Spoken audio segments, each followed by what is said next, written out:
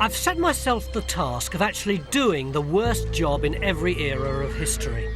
But which was it for the Georgians? Cleaning out a giant bath was messy, but relatively safe.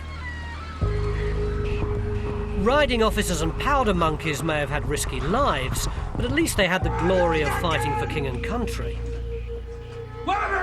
And even the shame of being an artist's model could lead to immortality. No, for me, the very worst job started every morning right here at 6 a.m.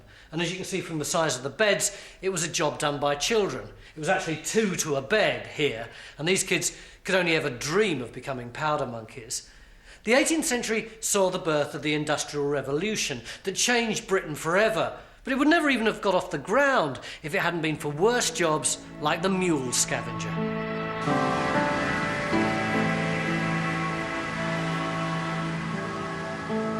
Mills like Quarry Bank near Manchester were technological marvels, using first water and then the new medium of steam to power cotton production.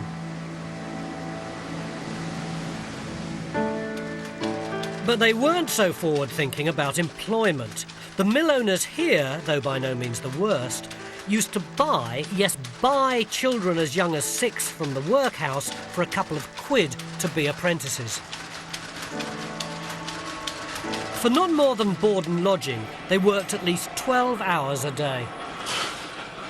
The very worst job in a factory, right at the bottom of the hierarchy of the mill, was the little scavengers. They were mostly the youngest children. And what they had to do was to go underneath this machine. What, right through to the back here? Yeah. Oh, keep away from Yeah, it. right under that machine there, while it was working, and clean away all the bits of loose cotton that had fallen down. It must have been quite dangerous. Well, it was incredibly dangerous. If you think about it, the early mules couldn't be stopped.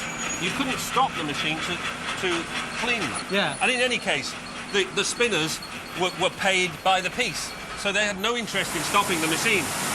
Well, I suppose the thing about kids is that they tend not to concentrate and muck about. Absolutely. Kids and machinery just don't mix. Yeah.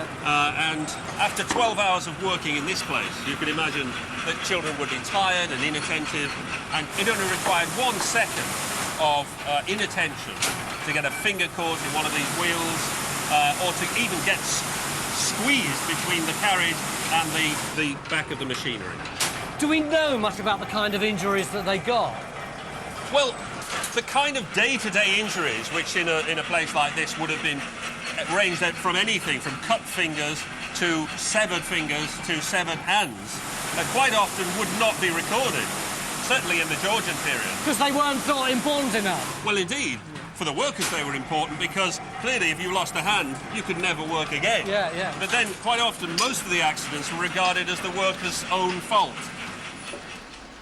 There was only one thing for it, time to put on my calico trousers and get started on my career as a scavenger. So I'm all kitted up, no shirt, as you can see. It's really hot in here. It can't be much cooler because otherwise these threads can snap. And no shoes either, because normally they'd have worn clogs with metal studs. But if your clog hits part of this machinery, it can cause a spark. And as you can see, there's lots of little bits of fluff in here. And if the spark hit one of those, then woof, the whole thing could go up in flames. So, Peter, I'm ready to go. What do I need to do? OK, here's your scavenger's brush. Yeah. And here's your scavenger's sack. Right. Now, what you've got to do is to get into this rather cramped space under the machine. Yeah. And basically, the job's pretty simple. You've got to brush up all of this waste cotton. There's a load of muck up here as well, isn't there? It's all stuck all over the machine. Yeah, well, that's your job too. You've got to brush all that down and make sure that it's not going to contaminate the cotton. It's incredibly dusty, actually, isn't it? It is indeed. Chris, can you start it up? I just want to see how... You can imagine how dangerous it would be to be cleaning off these wheels as well, you know, and the ropes and the machinery. Yeah, it would be if your concentration shifted, wouldn't it? Absolutely. For 12 hours a day, the scavenger needed incredible agility. Today there's an emergency button to stop the machine, but even so, I still had to watch out. An accident in Georgian times. A very melancholy accident befell a lad named Joseph Foden, about 13 years of age. While engaged sweeping under a mule, his head was caught between the roller beam and the carriage, as the latter was putting up, and completely smashed. Death being instantaneous.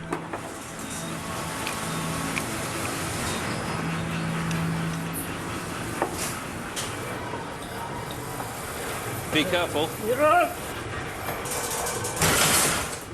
It would really take your feet off, wouldn't it? If you were concentrating over this bit here and you got your foot down there. Yep. Feet, fingers.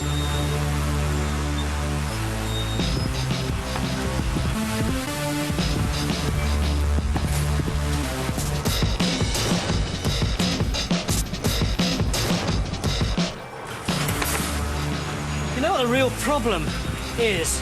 That there's no even rhythm.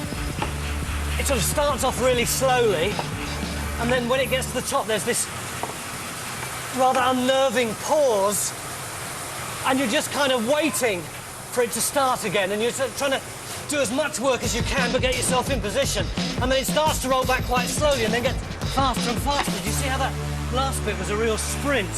So, because there's no steady rhythm, it's hard to work out a steady strategy so that you're always in the right place.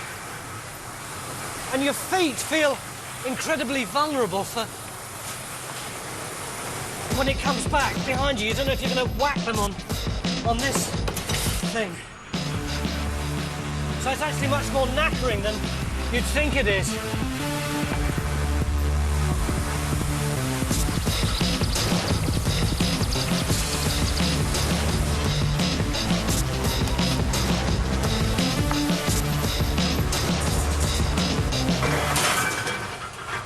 It's so knackering. I'll tell you what it is. If it was a regular rhythm, you could work out how you were going to do it. Yeah. But because it's in such jerks, it's like driving a car off-road that you're constantly having to concentrate. So, you know, I imagine what it must have been like for kids, because the moment you let the concentration stop, you lose sync with the rhythm of it.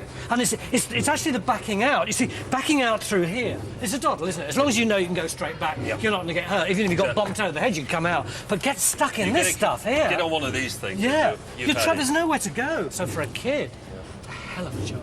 Very dangerous. After 12 hours of back-breaking work on their hands and knees, the children returned to the apprentice house, where they'd be rewarded with a supper of thin gruel and chores before bedtime. Then it was up again at 6 for another day's scavenging. Our modern industrial age was born in places like Quarry Bank, and if it hadn't been for young workers like the doffers and piecers and scavengers doing all the worst jobs, the whole thing would have ground to a halt. And if you think things can only get better, you'd be wrong. Join me next time on the bottom rung of the Victorian jobs ladder.